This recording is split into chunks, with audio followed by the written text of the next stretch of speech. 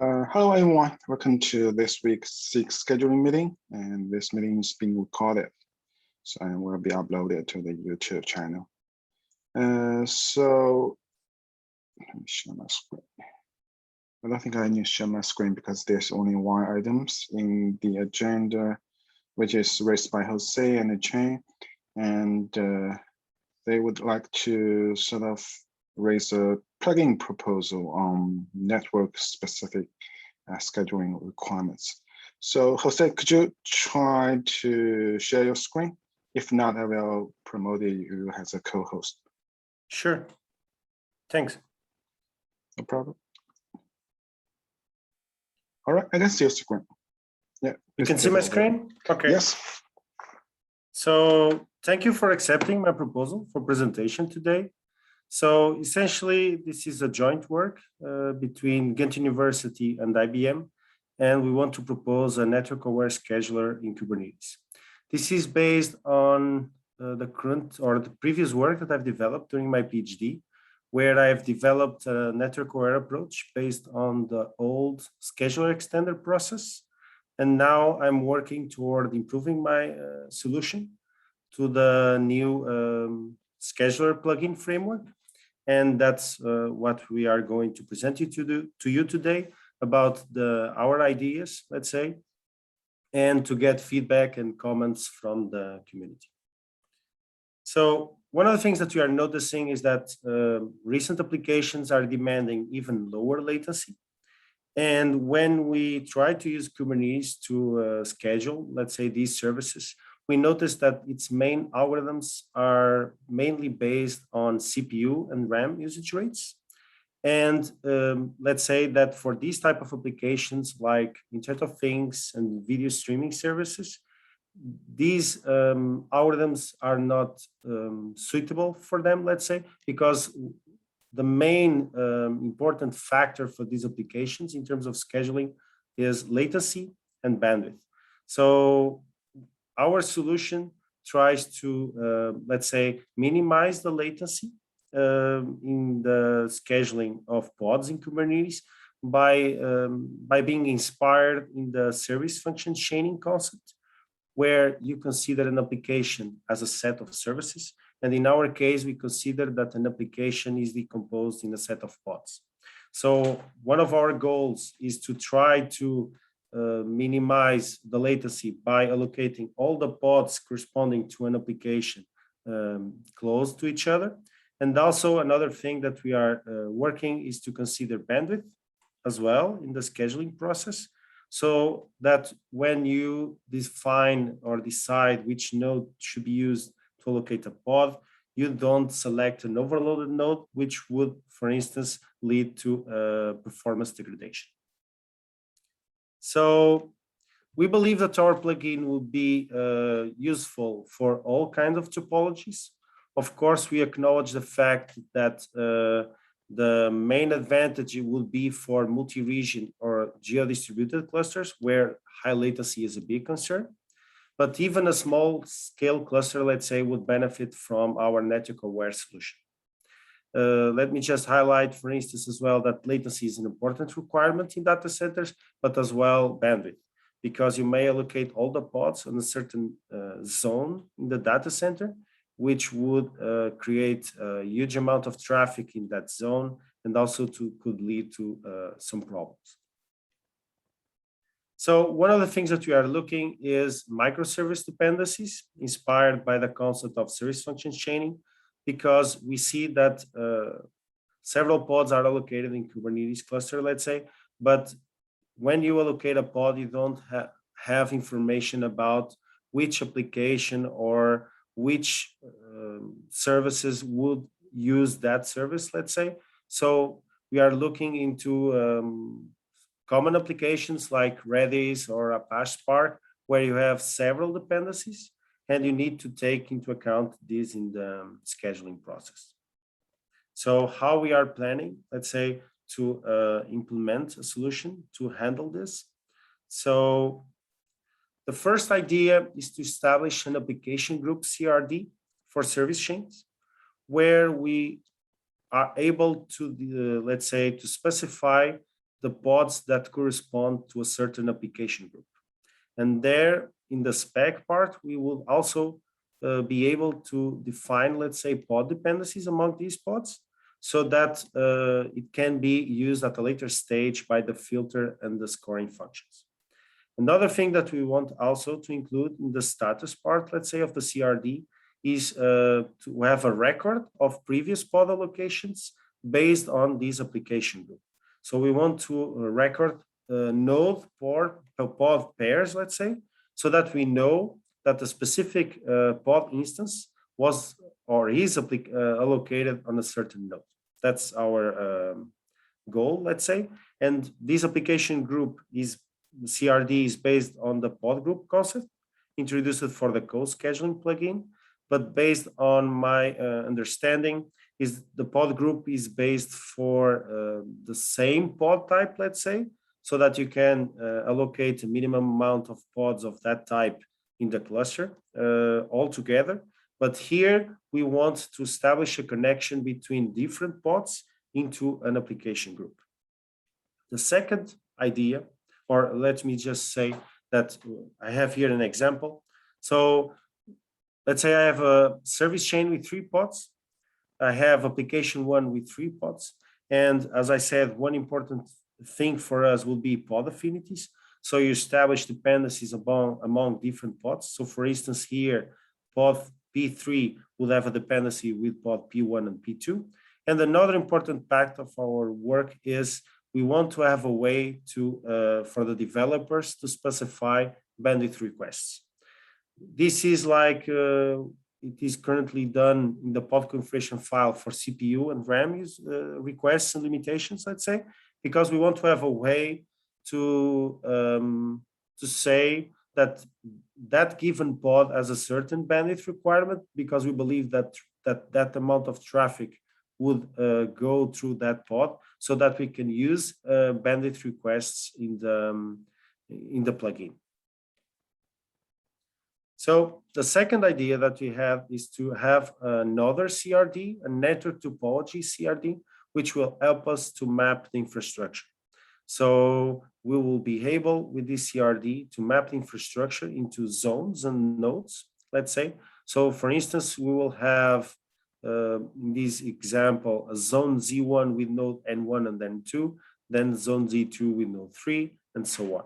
And this will allow us to establish a network graph of the infrastructure so that at a later stage we could calculate network weights among the nodes in the infrastructure.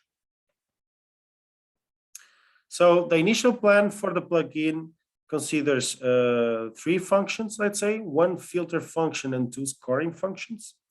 And the filter function is a basic filter. It is called pod fits host bandwidth. It is just retrieving the bandwidth request in the app group CRD and see if a pod fits a specific node based on its bandwidth capacity. Of course, this will work for all nodes, let's say. All nodes will have enough capacity to host all the pods, but we are thinking in a case where you have low capacity nodes in the infrastructure, or even an edge node like a Raspberry Pi where you don't have enough bandwidth capacity. And with this plugin, you just remove that nodes from the scheduling process at this stage. The first scoring function is based on bandwidth. It's based on a scoring function already available for CPU and memory, which is the balanced allocation. And the goal here is to extend its functionality for bandwidth. So as an initial plan, we are proposing this plugin to favor nodes with balanced bandwidth usage, but then at a later stage, this plugin can be integrated into the balanced allocation. And then you just assign a different weight to the CPU, memory, and the bandwidth fraction, let's say. The third function, the scoring, the last scoring plugin is based on latency. It's called network mean cost. And here, essentially, we want to score nodes based on their network costs. As a default algorithm, we are considering the Dijkstra shortest path, and we are doing this for pods belonging to the same application group. So our goal here is to have a map of the infrastructure with network costs, and then based on pod allocations already done for that application group, we want to score nodes based on the shortest accumulated or the accumulated shortest path, so that we can minimize the latency in the infrastructure. So now into more details on how we are envisioning this. So we have the two CRDs, and we will have two controllers. So the controller for the app group will be responsible for updating pod allocations under the status part of the CRD, so that we can have a record of pod node pairs. And we also will have a controller for the network topology, which will be responsible for updating the network weights of the network topology CRD based on a specified algorithm. And as I said, as a default solution, we are considering the Dijkstra shortest path, but of course, at a later stage, other algorithms could be added. So now the other important part of our design is how we are envisioning how to measure the latency and how to calculate the network weights, which I will go into more detail in the next slide. So our idea is to monitor the latency through netperf or ping.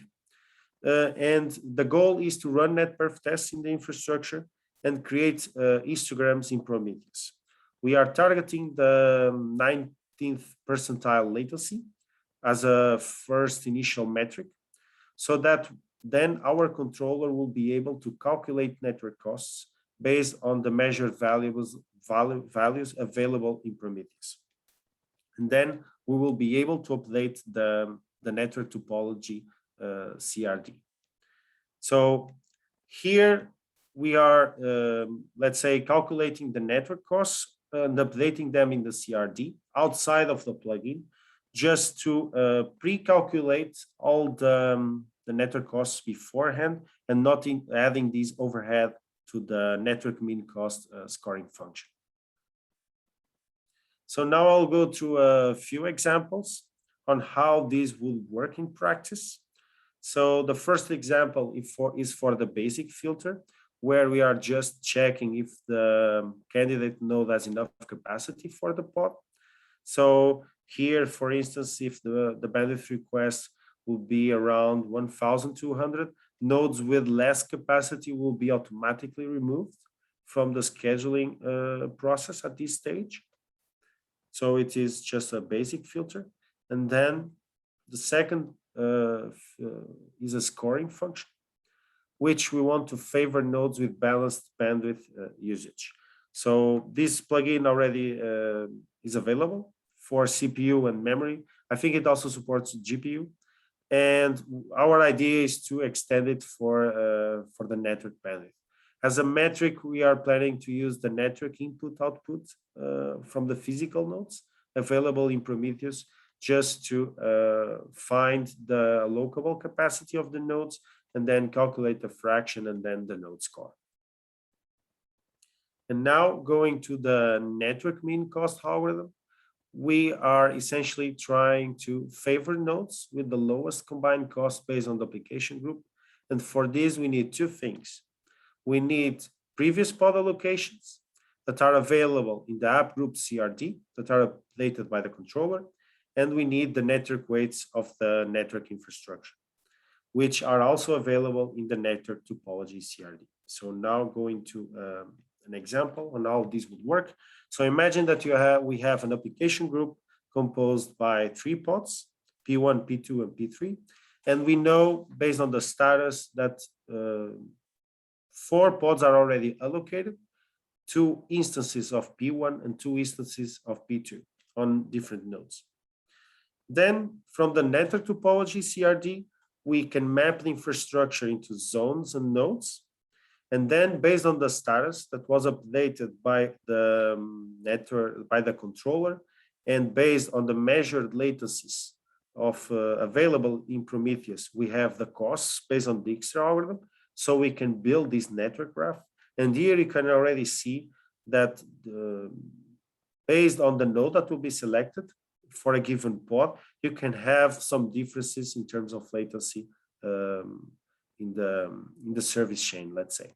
So now going to the final example part, let's say. So what we will do with this is that we will calculate the accumulated shortest path cost for all candidate nodes. And then we will normalize the accumulated costs for all the nodes based on the maximum and the minimum cost at that time for all the candidate nodes. And we will do this between, we'll normalize it between 0 and 100. And then the normalized costs, or let's say that in fact, in the end, what we are trying to do is that lower costs correspond to lower latency. So in fact, the nodes that will have a lower cost will be scored higher and will be favored for the schedule. So here, as an example, you have the pod B schedule is P3, you have 4 allocations already done, and then you need to find a node that minimizes the latency based on the Dijkstra shortest path algorithm. So as an implementation status, so today I'm presenting our core ideas to the community to get feedback and comments on our plugin. We plan to implement this solution, this plugin, during the next 3 months up to November. Finish the design of the CRDs and the controllers, implement as well the NetPerf component.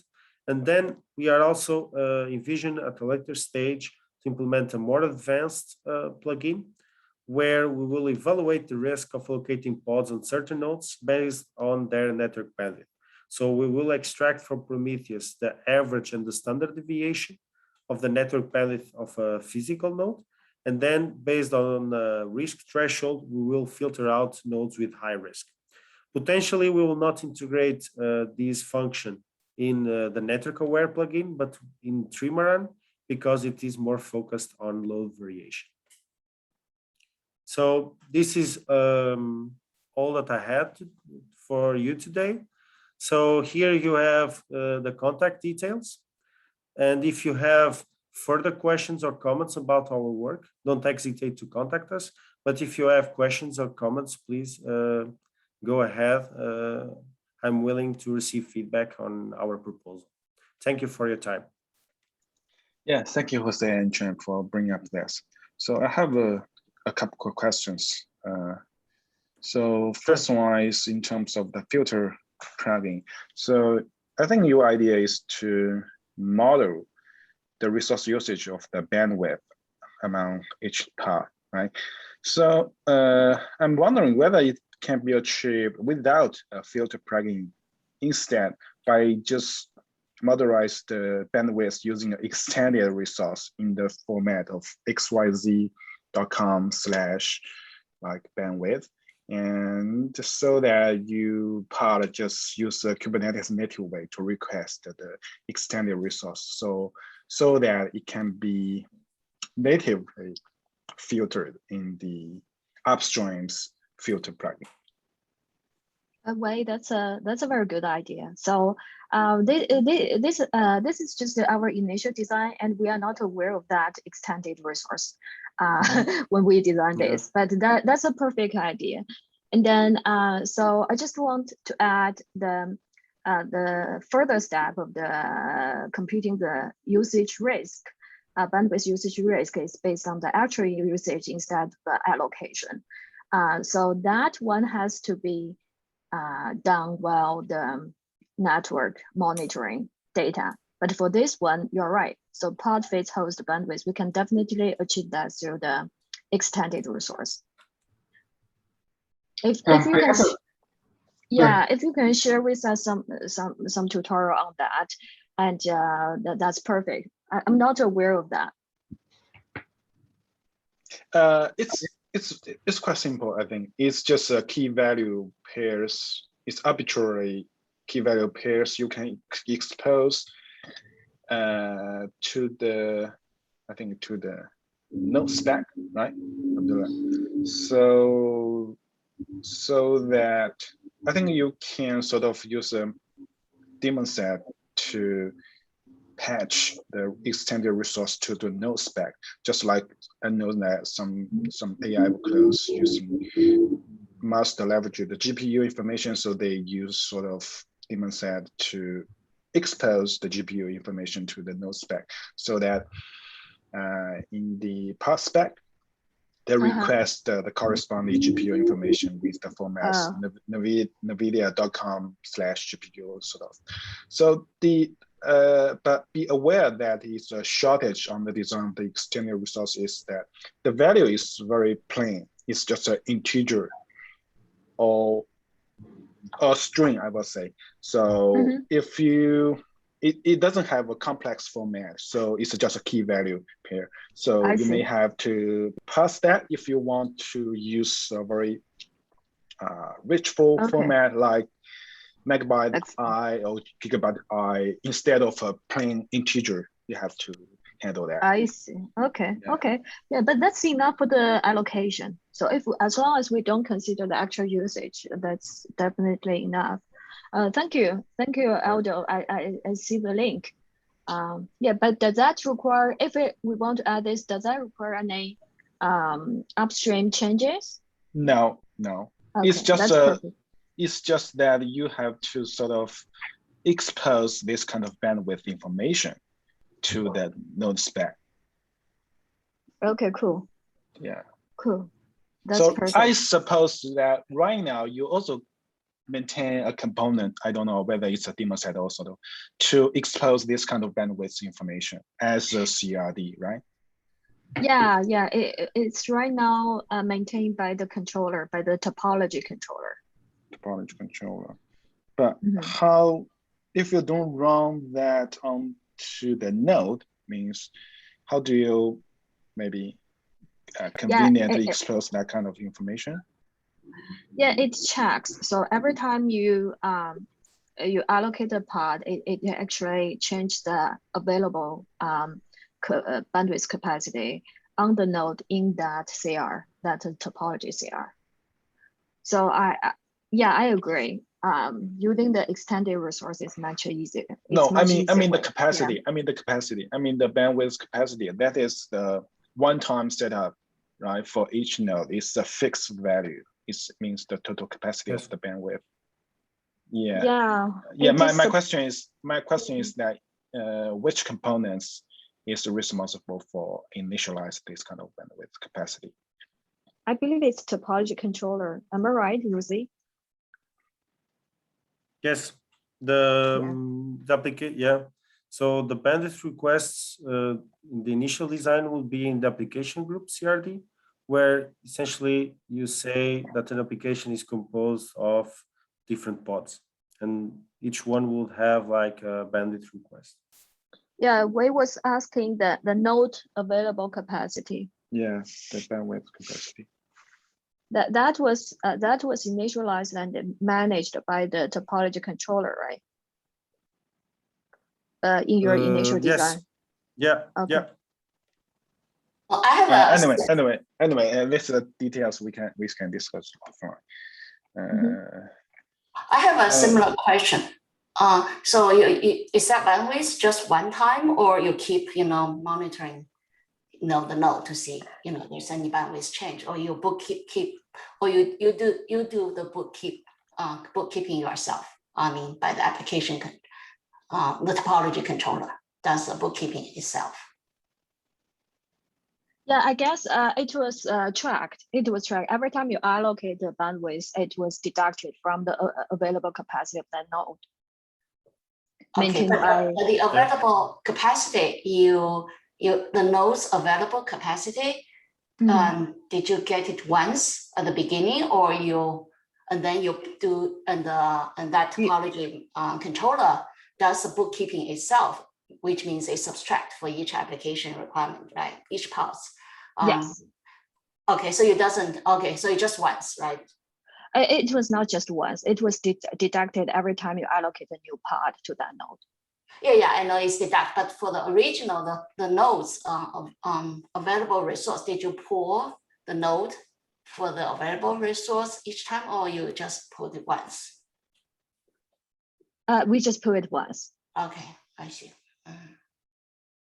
So yeah, because it's extended resource can restore part of the requirements. So my next question is that for the score for the second scope plugin, maybe it also can just directly use the balanced allocation plugin and specify the extended resource there. Yeah, I agree. Yeah, that's Yeah. a very good idea. Yeah, So because wait, are because you Go ahead. hold on, let me finish first. So yeah, my general idea and the upstream design principle is that if the resource calculation is static, means the initial capacity is fixed, and for each time the pod comes and the goes, the increase and deduction is fixed, you can sort of leverage the upstream plugins, which has a good model on that. And the extension, which can be done in out of trees plugin, is something like you want to do dynamic calculation. So yeah, I think the third score plugin makes sense because maybe you want to leverage some dynamic resource, dynamic bandwidth usage so that you can give a better prediction, so you can favor the node in a more sensible manner. And additional, you want to leverage the sort of the mean cost of the distance sort of. So those kind of idea make sense to me. Okay, interesting. So I think definitely the network main task is marrying dynamic latencies between nodes, and the fourth plugin. Rosie, could you go to that page? The usage based that is checking the risk.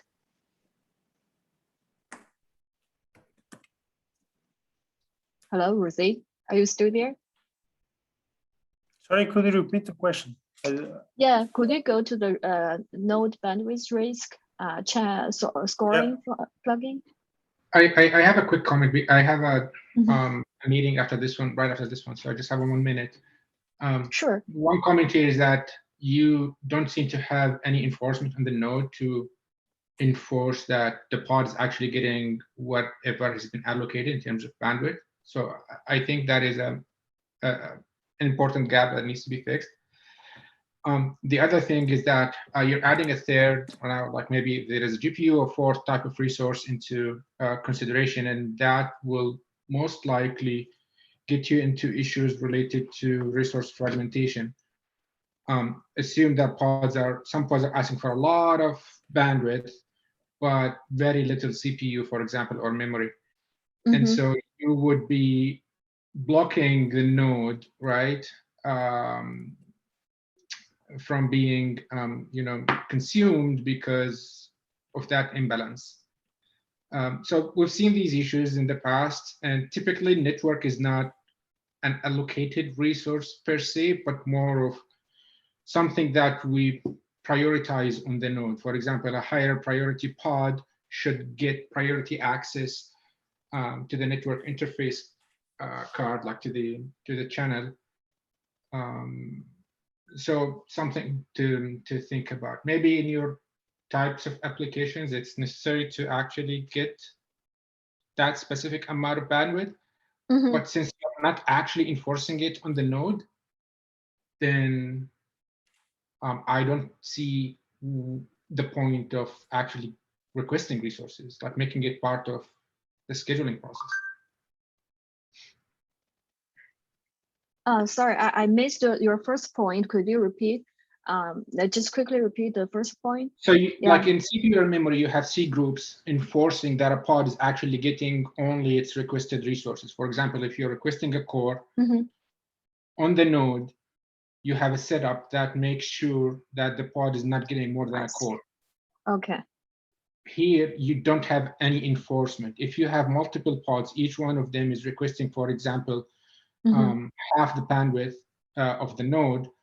If one of them is creating many connections and the other one's creating only one connection, I'm pretty sure the one with many connections will hog the bandwidth and the other one will get nothing, even though it requested half the bandwidth, and from the user's perspective, it should have gotten it.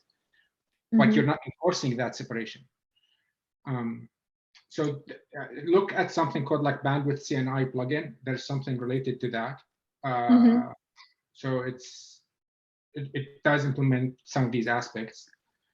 Yeah, But That's the a I biggest, very, yeah, that's a very good question. I think a couple of years I heard some proposal in SIG network to leverage the Linux like token bucket to enforce this kind of network enforcement, but I don't know the latest status. so So that's what I'm yeah, saying. There is a plugin. There is a plugin that you can install, CNI plugin. our CNI plugin. Container Okay. Network Interface plugin. It's not exactly what you have here. Like it's not, yeah, it does have its limitations. but it allows you to enforce the bandwidth usage per container, right? Yes, it's I see. yeah, exactly. The other issue that I was mentioning is that when you start adding more and more resources, when you try to allocate for a pod, you will face issues related to resource fragmentation. So again, something to think about. I Yeah, have to that's run, true. but like really interesting work that you have here. Thank you, Abdullah. Yeah, these are very good questions. We will think about it. Yeah, if we can enforce this kind of thing, yeah, we can make it a hard requirement for the bandwidth usage. Otherwise, we maybe not just pursue the scoring in the preference. Yeah, that's also why we later came up with this checklist node bandwidth scoring function, because it really evaluates the risk of allocating pods on certain nodes based on the actual network bandwidth usage. So yeah, okay, that's very good feedback from you guys. And Yeah, I think regarding this, let me just say I have an Yeah. additional slide. Mhm. So since, yeah, so this advanced plugin will be more or less like this. So the idea, as Chen said, is to have the monitored bandwidth, let's say, so use the average and standard deviation. And then what we will have is that we set a risk threshold for each pod. And then as an example, I have another slide. So based on the risk threshold and on the node, let's say mean bandwidth and the standard deviation, we filter out the nodes that have a higher risk. So let's say that we have a risk threshold of 75%. So if a node has a higher risk than that, it is filtered out. So, but this is the advanced plugin that we mentioned. So Wei, how can we proceed? Yeah, we definitely will take your idea of using the extended resource, and so we don't need the first two plugins. Should we go for another probably an updated proposal for the other two plugins? I don't think it's needed to go for another meeting. So I would suggest that refine the scope. So you can, well, raise an issue or sort of very short description on the scope, like what kind of plugins and what's the main idea of each plugin. So firstly, let's go through the scope, and then we can raise a cap in the scheduled plugin repos. Then we will review that. How about that? Okay, great. That sounds so perfect. one other question is that I'm not exactly a network expert, but I suppose in terms of networking, there is an inbound and outbound traffic. So in terms of bandwidth, do you only consider the inbound traffic, or do you want to consider the multiplex sort of traffic? Yeah, Jose, what's yours? As an initial plan, my idea was to consider the input bandwidth. But Inbound, of course, okay. we can, let's say, see if it would make sense to consider other metrics, let's say, or consider I'm the not multiplex. 100% sure because I don't know the popular requirements in the network area, which inbound or outbound is most critical, or maybe in the beginning you can just as a single field to modelize this.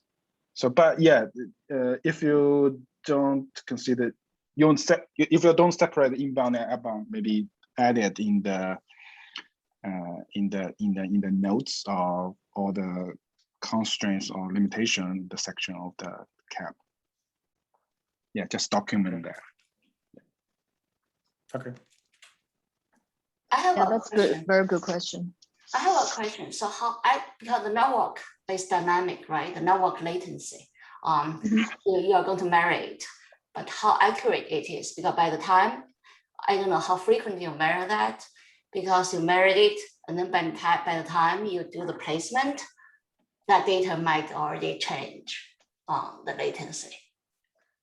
Yeah, that's a very good question. That's- So, so we didn't plan to measure it very frequently right now. Our plan is to measure it every minute, and then use the controller to maintain to update the status. And yeah, so every minute it will be updated. I don't know if that is too the time granularity is too big. And definitely, if we measure it too frequently, that will cause additional load. Yes, it's always a trade-off, right? So, Yeah.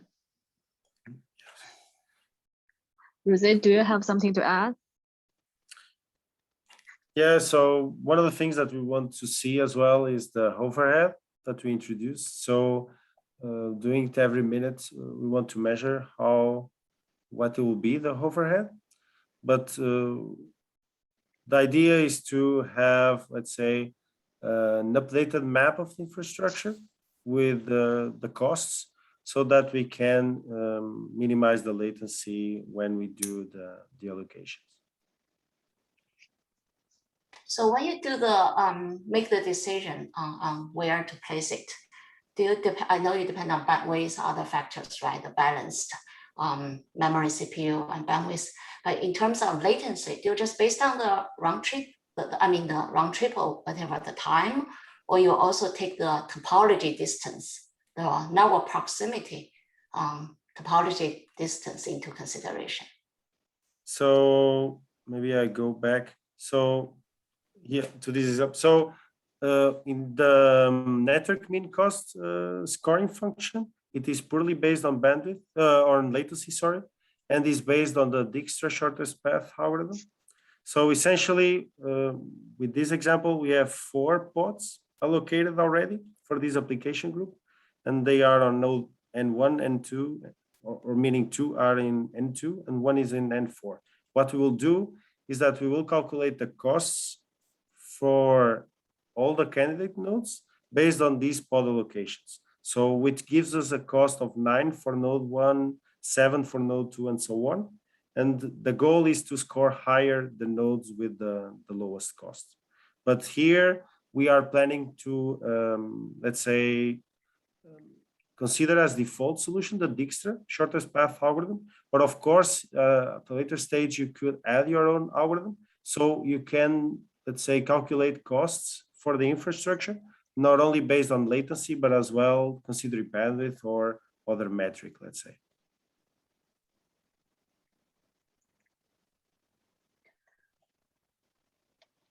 So Jose, probably you want to explain in details about like whether you consider the topology information of the underlying infrastructure when you update the cost. Yeah. So yes, so this accumulated cost is based on the costs that I have in the network topology CRD. So are based on this network graph that I have here as an example. Yeah, this Yeah, kind of. Yeah, go ahead. So the topology one, I see that you only have so what's the granularity of the topology? So here you have different zones, right? Looks like, but if inside the zone, for example, from 1 to 3, actually inside the zone, the 3 has to go through other nodes until several other nodes and then reaches 1. Do you consider that in your topology, or you just consider at the zone level? I consider the node level to calculate the costs, let's say. So if there's like, for example, if inside the zone Z2, you have like, 3 will connect to like, 10, 11, 12, and then 12 will connect to 1. So you consider the 10, 11, 12, those Yes, nodes. Right? yes, Okay, got it. yes. Of course, here I have a small example, let's say. But the idea is to map the entire infrastructure in this CRD so that I have the updated costs. Yeah, this idea makes sense to me. So yeah, a lot of cloud provider provides a chart for measuring the standard latency, ping latency between different nodes or between zones. Yeah, so yeah, this idea makes sense to me.